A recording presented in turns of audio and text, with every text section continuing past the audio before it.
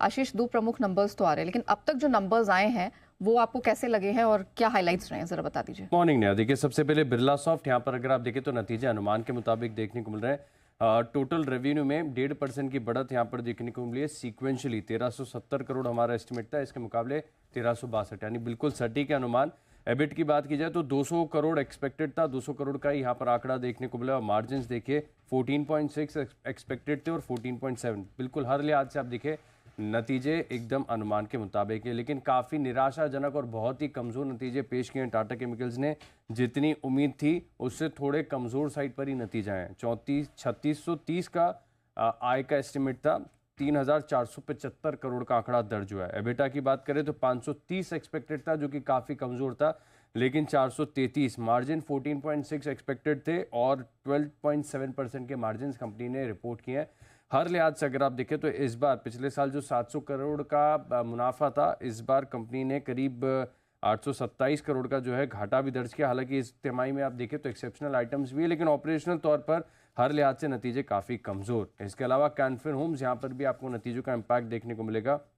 हर parameter पर आप देखें तो नतीजा अनुमान के मुताबिक है, लेकिन डिसबर्समेंट जो है वो करीब करीब 9% घटा है। इसको बाजार थोड़ा सा नेगेटिवली ले सकता है। एनआई वैसे 25.5% की बढ़त यहाँ पर आपको देखने को मिली है। मुनाफा 26% बढ़ा है। एसेट क्वालिटी स्थिर है, थोड़ी सी सुधार ही देखने को मिले और निफ्ट 96% है वर्सेस 3.92%। तो यहाँ पर रखेंगे फोकस। अब बात करते हैं कुछ कैश पे के स्टॉक्स की, तो यूको बैंक यहाँ पर आप देखिए जो नेट इंटरेस्ट इनकम है इसमें 12% का इजाफा देखने को मिला है। प्रोविजनिंग आप देखें तो साल दर साल 44% की बढ़त यहाँ पर देखने को मिली है, घटी है। लेकिन क्वार्टर अगर आप देखेंगे तो प्रोविजनिंग में काफ़ी बड़ा उछाल है, 116 करोड़ से बढ़कर सीधे 227 करोड़। तो इसको बाजार थोड़ा सा नेगेटिवली ले सकता है। ओवरऑल मुनाफे में 9% की गिरावट है। जना स्मॉल फाइनेंस बैंक नतीजे काफ़ी बढ़िया और स्ट्रॉन्ग नज़र आ रहे हैं, जहाँ पर हम देख सकते हैं कि एनआईज में 26% की बढ़त है। मुनाफा 4 गुना हो गया है, 81 करोड़ से बढ़कर 322 करोड़। और ओवरऑल अगर आप देखें तो प्रोविजनिंग साल दर साल घटी है, क्वार्टर देखें तो 10% की बढ़त यहाँ पर देखने को मिली। पूनावाला फिनकॉर्प नतीजे काफ़ी अच्छे, बहुत स्ट्रॉन्ग नंबर्स नज़र आ रहे हैं, जहाँ पर एनआई में 48% की बढ़त आपको देखने को मिली है। मुनाफा 83% बढ़ा है। और असेट क्वालिटी की बात की जाए तो यहाँ पर सुधार है, जो NNPA 0.7% थे, अब वो 0.6% के करीब आ गए हैं। केफिन टेक यहाँ पर आप देखें तो नतीजे ठीक ठाक नजर आ रहे हैं, 4% की बढ़त है कंपनी की टॉप लाइन में। एबिट 7% बढ़ा है, मार्जिन में एक्सपांशन है और मुनाफे में 10% की ग्रोथ है। 5.75 रुपये का डिविडेंड भी दिया है। और शॉपर स्टॉप फिलहाल के लिए अगर आप यहाँ देखें तो यहाँ पर नतीजे आय में 13% की बढ़त है, कामकाजी मुनाफा 7% बढ़ा है, मार्जिन में थोड़ी सी गिरावट है और मुनाफे के आंकड़े में आप देखें तो अदर इनकम का भी सहारा है थोड़ा सा, लेकिन 64% की बढ़त कंपनी के मुनाफे में नजर आ रही है। ऑलराइट, चलिए, तो ये वो स्टॉक्स हैं जिनके नंबर्स निकल कर आए हैं। ऑफ कोर्स मार्केट खुलेंगे तो यहाँ रिएक्शन जरूर दिखेगा। आशीष, और कौन से ट्रिगर्स हैं खबरों के दम पर, कहाँ एक्शन दिखेगा? देखिए, रिजल्ट सीजन फुल स्विंग पर है, तो सबसे पहले चोलामंडलम इन्वेस्टमेंट की बात हमने की, Exide, IndoStar, Indian Oil Corporation, Havells, REC और इंडिया मार्ट इंटरमेशन के नतीजे आएंगे। इसके अलावा अगर आप देखें तो सेंट्रल बैंक ऑफ इंडिया यहाँ पर खास नजर रखिएगा, क्योंकि बोर्ड की बैठक है जहाँ पर नतीजों के साथ पूंजी जुटाने पर भी विचार किया जाएगा। सेबी बोर्ड मीटिंग के बारे में हमने अभी सुना, और शेयर होल्डर्स की मीटिंग है टाटा मोटर्स और टाटा मोटर्स डीवीआर की, जहां पर अप्रूवल जो हो रहा है मर्जर का, इसके ऊपर चर्चा होगी। टाटा मोटर्स की है 2:30 पर और डीवीआर की मीटिंग है 11 बजे। इसके अलावा आईएफएल फाइनेंस यहाँ पर देखिए राइट्स इशू खुलेगा 30 अप्रैल से लेकर 14 मई, 300 रुपये का भाव है, नंबर ऑफ शेयर्स है 4.23 करोड़।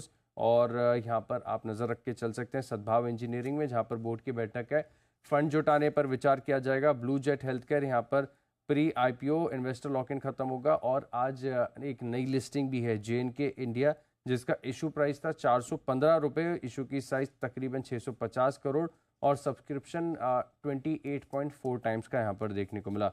अब बात करें खबरों की, तो खबरों के लिहाज से देखिए कुछ मीडिया रिपोर्ट्स हाईलाइट कर रही है कि SBFC फाइनेंस यहाँ पर ब्लॉक डील हो सकती है। प्रमोटर्स अपनी 5.45% हिस्सेदारी 536 करोड़ में करीब 87 रुपये से लेके 92 रुपये के आसपास जो है डील देखने को मिल सकती है।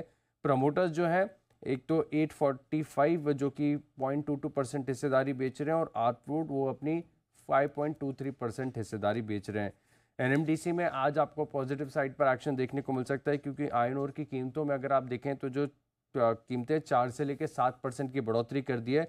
लंपोर की कीमतों में इन्होंने 400 रुपये और फाइन्स की कीमतों में तकरीबन 200 रुपये की बढ़ोतरी की है। लिंडे इंडिया पर नजर रखिएगा क्योंकि सेबी ने लिंडे इंडिया के खिलाफ अंतरिम आदेश पारित किया, जहां पर शेयर होल्डर्स की मंजूरी के बिना रिलेटेड पार्टी ट्रांजैक्शन का जो मामला है वो निकल कर आया है। केईसी इंटरनेशनल कंपनी को रेलवे कारोबार के लिए 1036 करोड़ के ऑर्डर मिले हैं।